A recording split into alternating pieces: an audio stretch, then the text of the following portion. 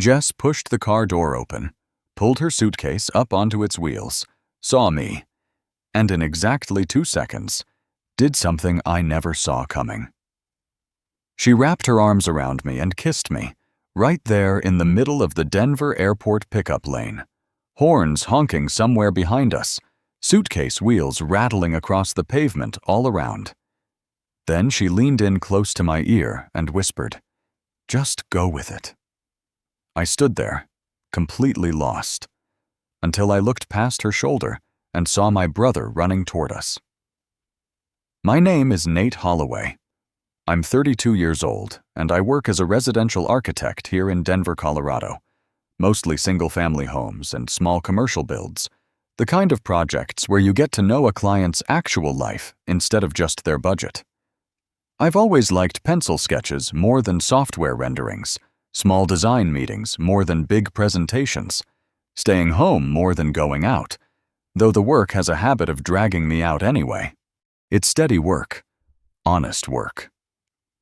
The kind that leaves you with something real at the end of it, a building standing where there wasn't one before.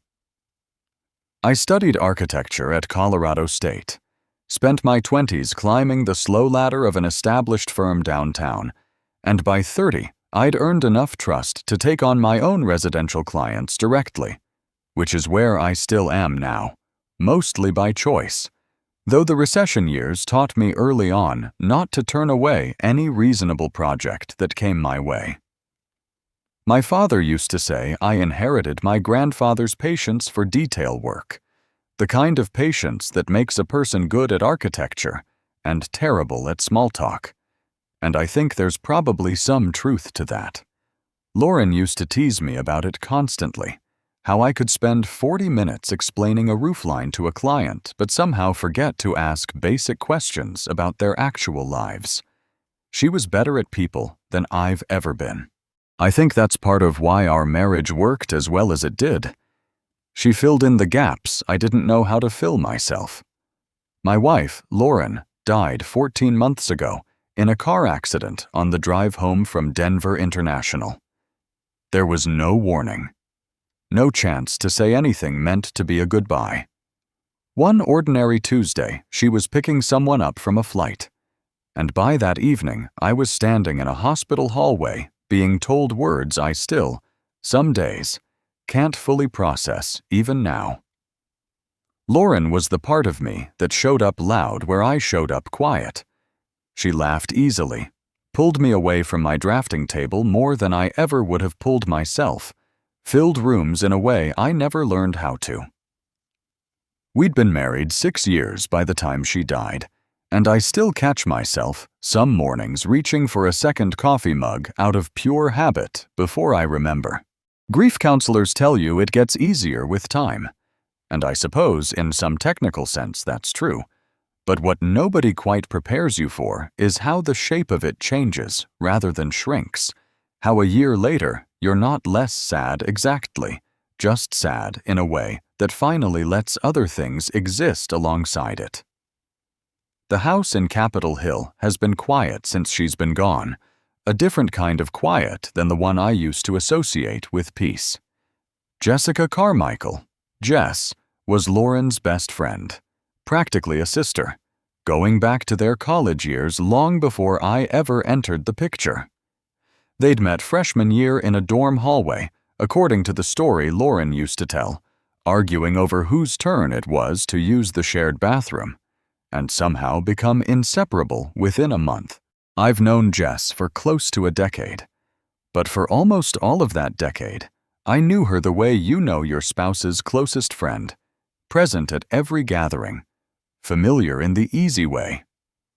Family friends become familiar, but always on the other side of a clear line.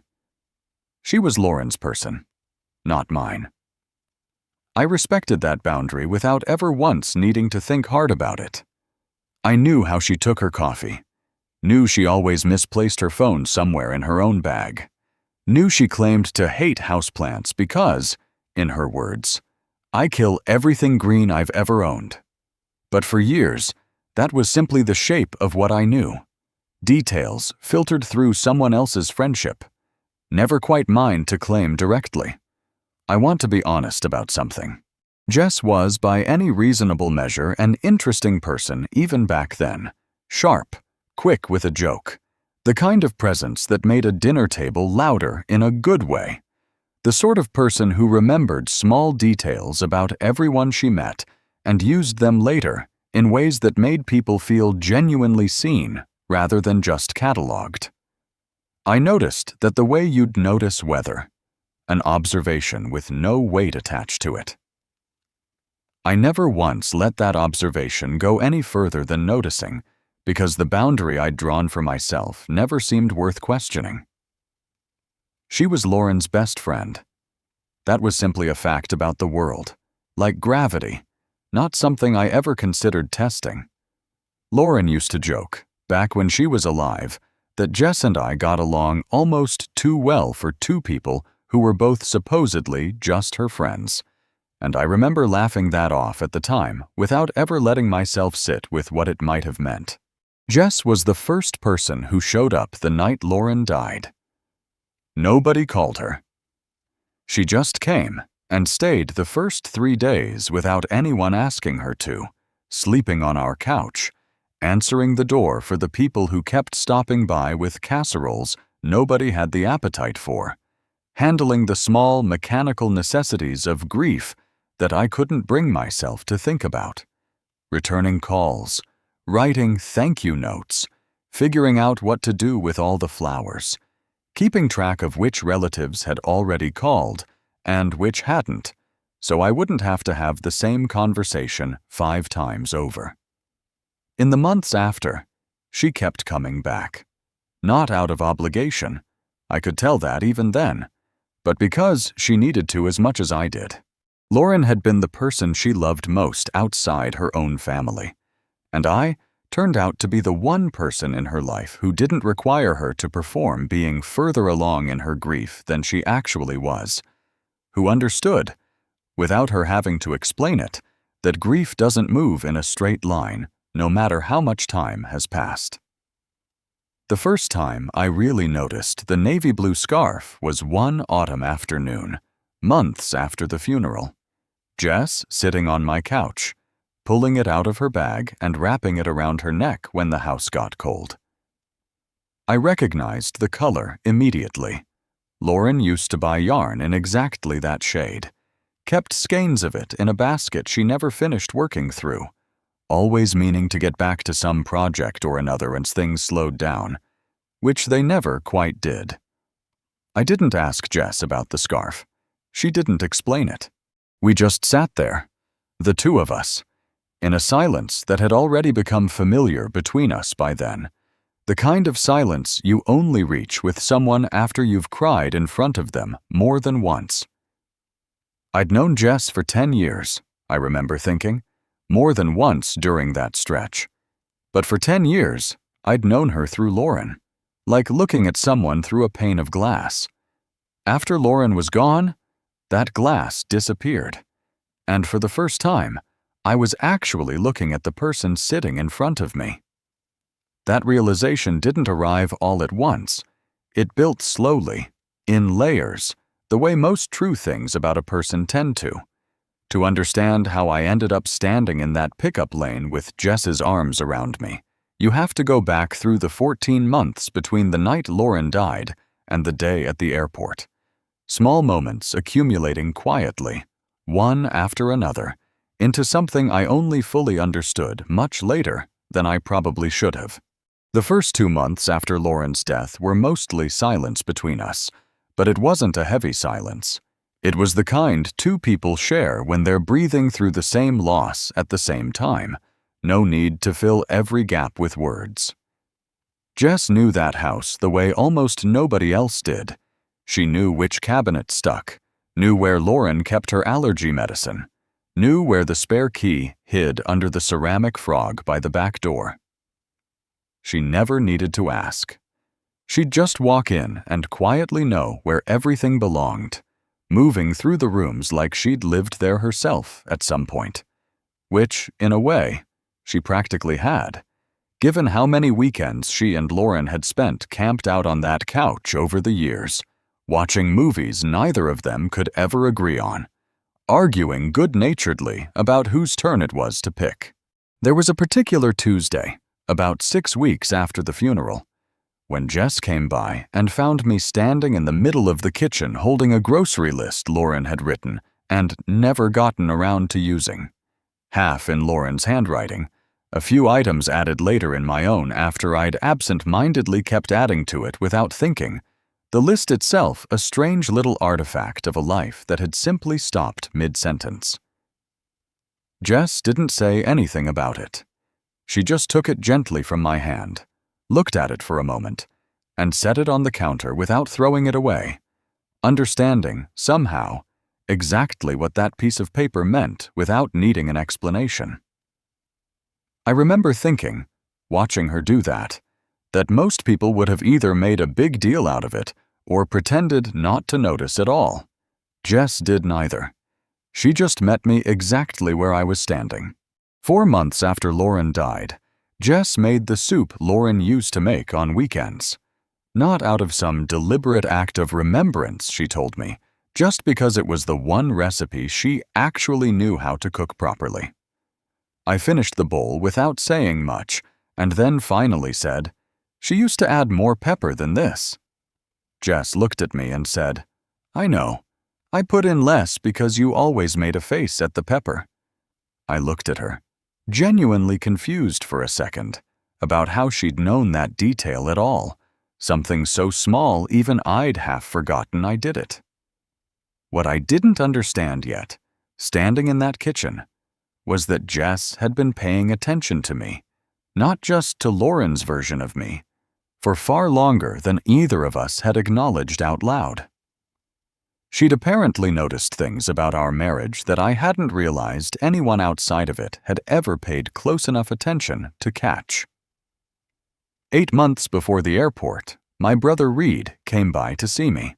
Reed's 36, a real estate broker with a wide social circle around Denver, the kind of guy who fills a room the second he walks into it and never quite reads when a room doesn't want to be filled.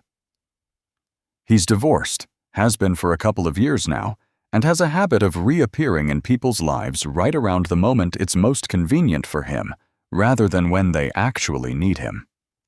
He found Jess at my place that afternoon and expressed interest in her the way Reed expresses interest in most things. Too much, too fast, a little too pleased with his own charm to notice it wasn't landing the way he expected. Jess was polite but cool with him, the kind of cool that any woman who's dealt with a man like Reed before learns to deploy efficiently. After he left, I asked her, "Is there something between you two?" She said, "A little. Nothing worth mentioning." I didn't push further. I had no reason to worry, at the time, beyond ordinary curiosity, and I certainly had no idea how much that offhand comment would matter months later, once the whole shape of things finally came into view. I found out much later, through a conversation Jess and I had after everything else had already come out into the open, that she and Reed had gone on a handful of dates a couple of years before Lauren died. Nothing serious, nothing that lasted. Reed disappearing the way Reed tends to disappear once the initial charm wears thin on his end, moving on to whatever new interest had caught his attention that particular month, a pattern of his going back as far as I can remember, well before he and I were even adults. She hadn't thought much about it since, had barely mentioned it to Lauren at the time, because it hadn't felt significant enough to bring up. I don't think she expected him to remember it as anything significant either, until the day he showed up at my house, and clearly still did. Apparently, having decided somewhere along the way that she was worth reconsidering now that circumstances had changed. Looking back, I think that history between Jess and Reed explained something about his reaction later, once he figured out what was actually happening between the two of us. It wasn't purely a brotherly concern for my well-being. However, he dressed it up. There was something proprietary underneath it too, an old ego bruise he'd never quite let go of. though I didn't put that piece together until much later, once I had enough distance from the whole situation to look at it clearly, sitting with the whole timeline laid out and finally seeing the shape of it. One evening, not long after that, I found myself opening a closet I had no particular reason to open, and there it was, the skein of navy blue yarn Lauren had left half-worked into a scarf she never finished. I set it on the table without really thinking about why, some instinct pulling me toward it that I couldn't have explained if you'd asked me in the moment. The next morning, when Jess came by, she saw it sitting there and went quiet for a long stretch of time, longer than felt entirely comfortable, standing in my kitchen just looking at that half-finished scarf, like it might say something back to her. Then she said, "She told me she'd finish it and give it to me." I said, "I didn't know that." Jess picked the yarn up, held it for a moment, turning it over in her hands like she was checking to make sure it was real, then set it back down. Neither of us said anything more about it. I didn't understand, standing there, that Jess was holding something that connected her to two people she loved at once, and that the weight of that was heavier than the yarn itself.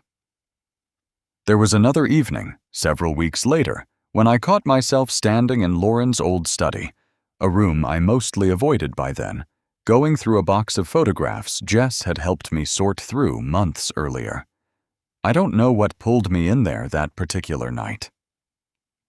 I sat on the floor for close to an hour, looking at pictures of Lauren and Jess from college, the two of them younger and looser than I'd ever known them, laughing at some joke the camera couldn't capture.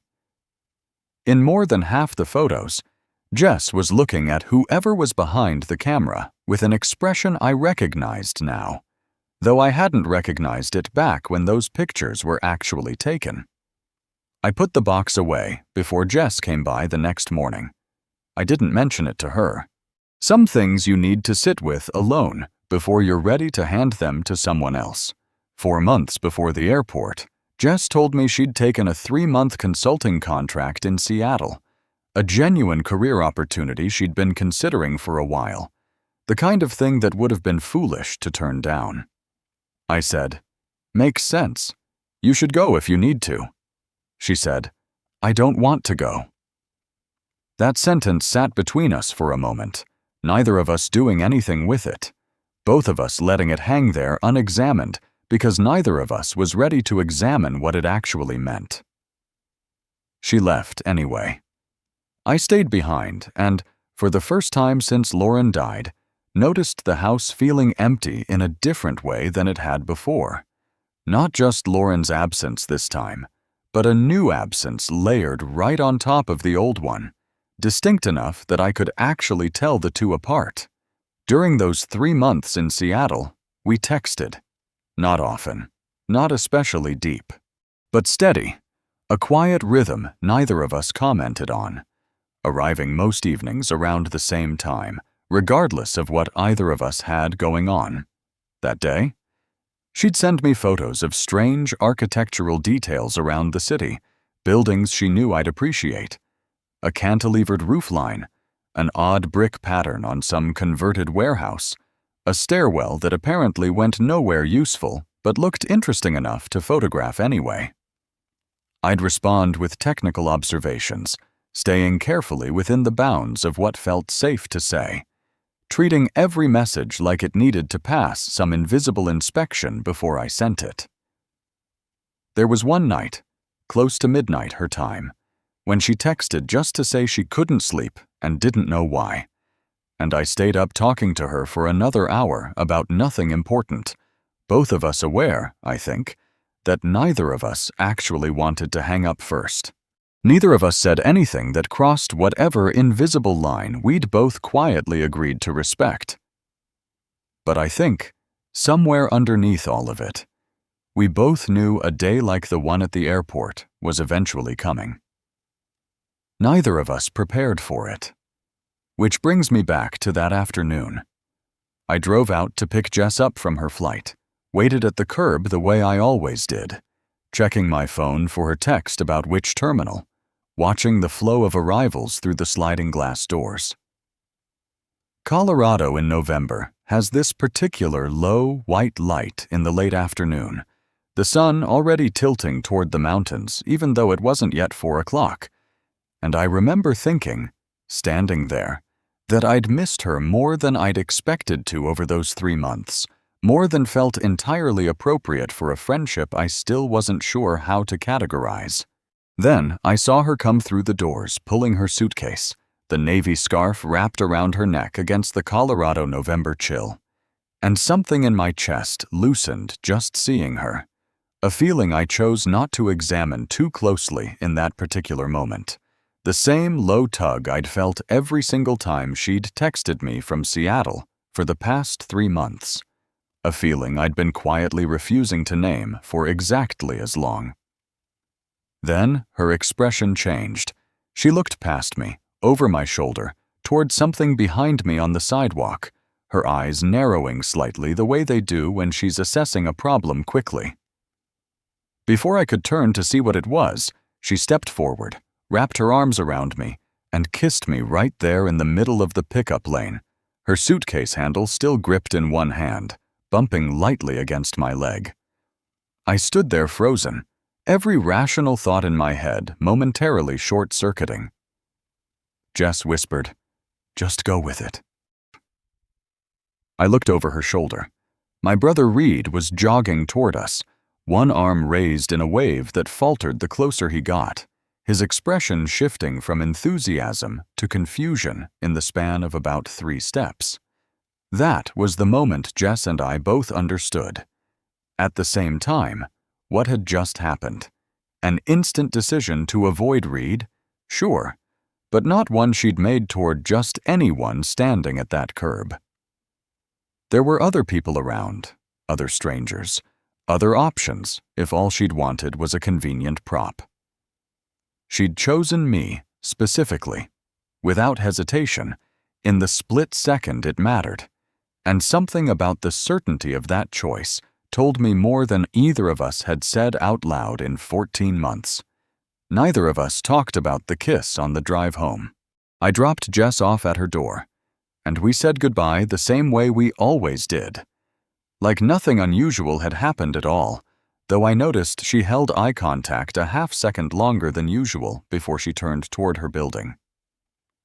I sat in my car outside her building for 15 minutes afterward before finally driving home, not entirely sure what I was waiting for, replaying the whole scene at the pickup lane over and over, trying to separate the practical necessity of it from whatever else had been sitting underneath. 2 days later, Reed showed up at my office with 2 coffees, the kind of casual, brotherly gesture that usually meant he wanted something, walking in with that easy confidence he's had since we were kids, like every room was designed with him specifically in mind. He brought up what he'd seen at the airport almost immediately, no preamble, setting one of the coffees down on my drafting table without asking if I wanted it. I stayed quiet, watching him circle toward whatever point he'd actually come to make. Reed wasn't harsh about it. He's never harsh, which is exactly the problem, because harshness would have been easier to dismiss. "I just want to say this straight because I'm your brother," he said, settling into the chair across from my desk like he owned the office too, one ankle crossed over his knee in that easy way he'd always had of taking up space without noticing he was doing it. "Jess, she's not someone who stays anywhere long. I've seen it firsthand. She came to you because of Lauren, and eventually she'll leave because of herself. You're going through something hard right now. Don't confuse gratitude with something else." Then he looked at me with an expression somewhere between genuine pity and something more calculated, a look I'd seen him use before in negotiations, right before he closed in on whatever he actually wanted. "You know, Jess used to tell me stories about Lauren? About the way Lauren talked about you? She cares about you because Lauren cared about you. That's not the same thing, Nate." That sentence stayed with me, not because Reed was right, exactly, but because it was the exact question I'd already been quietly asking myself for months, just dressed in different words. Did I have any right to this? Was any of it actually mine? Or was I simply the last remaining connection to something Jess was afraid to fully let go of? I opened my drafting table that night and couldn't draw a single line, sitting there for over an hour with a blank sheet in front of me, pencil untouched. The studio lamp humming overhead, the only sound in the house. I looked at the scarf Jess had left behind on my chair the last time she'd visited, still hanging over the armrest, exactly where she'd left it. I didn't call her that evening. I told myself I needed time to think, though what I actually did was avoid thinking about it at all. Jess didn't ask why, but she noticed. My texts back slower, more careful than before, missing the small warmth that had crept into them over the previous weeks. She didn't push for an explanation. She waited, giving me the space I seemed to be asking for without ever saying so directly. But underneath the waiting sat a small, real hurt. She'd put something significant on the line at that airport curb, made a choice in a split second that revealed more than she'd probably meant to reveal all at once, and now I seemed to be pulling back from it without any explanation at all. Reed didn't lie to me. That's exactly what made it dangerous. He used the precise question I'd been afraid to ask myself. Was I feeling this because of Jess herself, or because Jess was the last piece of Lauren I still had access to, the closest living connection to the life I used to have? I sat with that question for the better part of a week, unable to fully answer it in either direction, caught somewhere between wanting to reach out to Jess and being terrified of what it might mean if Reed turned out to be right.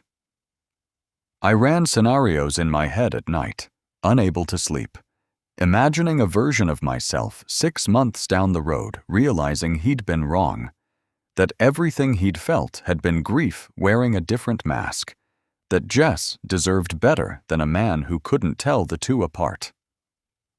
A week later, I found Jess at the coffee shop where she liked to work on Saturday mornings. The same place, coincidentally, Lauren used to drag both of us to on weekends years earlier, a small corner spot with mismatched chairs and a barista who still remembered Lauren's order 2 years after she'd stopped coming in. I sat down across from her without bringing a coffee, without any opening line prepared, my hands empty in a way that felt strangely appropriate for what I was about to say. "What did you come here to say?" she asked, not looking up from her laptop right away. "I don't know yet," I said, but I didn't want to keep saying nothing. She closed the laptop then, giving me her full attention, waiting. I told her about Reed's visit, about what he'd said, watching her face carefully for any reaction as I laid it out. And the hardest part is, some of what he said, I'd already been telling myself. I've been afraid I'm confusing two different things, that maybe none of what I've felt these past few months is actually about you at all. Jess stayed quiet, letting me finish, her expression giving nothing away. But I also know that when you kissed me at that curb, even before I understood why, I didn't want you to stop. And that's not something Reed can explain away for me, no matter how reasonable he sounds. Jess didn't dress up her answer. She took a breath first, like she'd been waiting a long time to say this out loud and wanted to get it exactly right. Her fingers wrapped tight around her coffee cup, like she needed something solid to hold on to while she said it. "I knew about you before Lauren ever officially introduced us. I knew you liked architecture in a way most people don't really understand. Because Lauren used to say, Nate sees beauty in things other people just see as buildings. I started paying attention to you long before I let myself admit that's what I was doing. It felt disloyal, even just noticing. So I buried it. For years. After Lauren died, she went on, I came because I'd lost her. But I stayed because I started seeing clearly something I hadn't let myself look at directly before. And I hated myself a little for it, honestly, in those early months. It felt wrong to be noticing anything at all while we were both still that raw. I used to leave your place some nights and sit in my car in the driveway, just trying to talk myself out of whatever I was feeling. I asked her the hardest question I had, the one that had been sitting in my chest since Reed's visit, the one I'd rehearsed and unrehearsed a dozen times on the drive over without ever landing on words I felt good about. Are you feeling this because of Lauren? Because I'm the closest thing left to her? She was quiet for a moment before answering, turning her coffee cup slowly on the table, like she was choosing her words with real care. Lauren was the first person I lost. You'll be the second person I lose if I don't tell you the truth right now. Those are two very different things, Nate. I'm not confused about the difference. I've had a long time to sit with it, longer than you probably realize. She reached into her bag and pulled out the navy scarf, the one she'd been wearing, and set it on the table between us, the wool a little worn at the edges from how often she'd carried it back and forth, one corner slightly frayed where the stitches had started to loosen from years of being folded into bags and pockets. She gave me this and told me she'd finish it. I've kept it as something unfinished for a long time. I don't want to keep living surrounded by things left unfinished. I looked at the scarf, then at her. I still have her yarn at home, all of it. I've moved it 3 times without ever once considering giving it away. Neither of us said anything for a moment after that. The coffee shop noise continued around us, the hiss of the espresso machine, someone's chair scraping against the floor, the low murmur of a dozen other conversations that had nothing to do with either of us. While the two of us just sat there, the scarf between us like something that had finally been allowed to exist in the open instead of staying tucked away in a bag or a closet. I remember noticing, in that small pause, how strange it was that a piece of yarn could hold so much weight, how an object as simple as an unfinished scarf could somehow contain an entire friendship, an entire marriage, and whatever it was the two of us were only just beginning to build. I looked at the scarf again, then reached across the table and rested my hand over hers for a moment. The first deliberate touch either of us had allowed ourselves since the airport, since the confusion of Reed and the 2 weeks of careful distance that had followed. I'm not asking you to have an answer today, Jess said eventually. I just needed you to know all of it. The whole thing, not just the parts that were easy to say. I don't need more time to know I want to keep having this conversation, I told her. I needed time to admit that to myself first. That part's done now. The week after that coffee shop conversation, nothing was formalized between us, and neither of us seemed to need it to be. I called her that evening with no plan, just wanting to hear her voice. She picked up and didn't ask why I was calling. We talked for 2 hours about a project she was working on, a house I was designing, and neither of us mentioned the airport or Reed at all, the conversation moving easily between subjects the way it always had. Except now there was something underneath it that both of us knew was there, and neither of us needed to name out loud yet. Reed tried one more time, texting Jess in the particular way of someone who knows he's already lost, but hasn't quite accepted it yet. A long message about how she was making a mistake, how I wasn't ready for anything real, how she'd regret rushing into something built on grief. Jess read the message and didn't respond. The next day, she told me about it. He texted me, she said. And? I asked. And I didn't answer, she said. Nothing more needed saying after that. Reed didn't try again after that message went unanswered, and I found I didn't spend much time wondering why.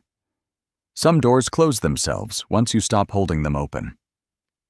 He and I didn't speak for a couple of months after that, An awkward silence between brothers that eventually thawed on its own, though we've never once discussed the airport or the texts directly. Some things, I've found, are easier left unexamined once the outcome is already settled. 2 months later, I invited Jess to an architecture exhibit downtown, one Lauren had insisted for years she wanted to see, and never got the chance to. A traveling installation on sustainable urban design that had been on Lauren's list of things to do since before I could remember. Tickets she'd bought and let expire twice because life kept getting in the way. Jess stood in front of one particular installation for a long time and finally said, "She would have loved this one." I said, "I know." We stood there together in silence for a while. No tears, just the quiet comfort of remembering someone together without either of us needing to pretend we weren't thinking about her. Walking out afterward, Jess slipped her hand into mine without either of us commenting on it, and I let it stay there the whole walk back to the car, something settling into place that had needed settling for a long time. It was such a small gesture, and yet it felt like one of the more significant moments of the entire year, quieter than the kiss at the airport, but somehow more certain. One evening, I brought out Lauren's unfinished skein of yarn, set it on the table without explaining why, though by that point neither of us needed the explanation spelled out. Jess looked at it for a long moment. Then she said, "Can you teach me? Or find someone who can?"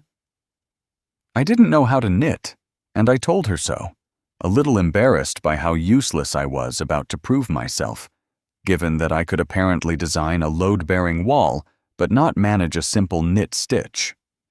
We found instructional videos online instead, sitting together on the couch with my laptop propped between us, and Jess sat there ruining 4 attempts in a row while I sat beside her, useless with the actual craft but present anyway, offering encouragement that mostly amounted to that one looked a little better than the last one.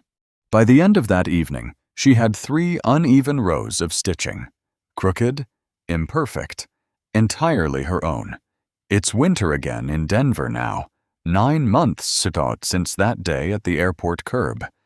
Jess doesn't technically keep her own apartment anymore, not exactly living at my place, but the boundary between our 2 addresses stopped mattering much a long time ago. She brings her laptop over most evenings.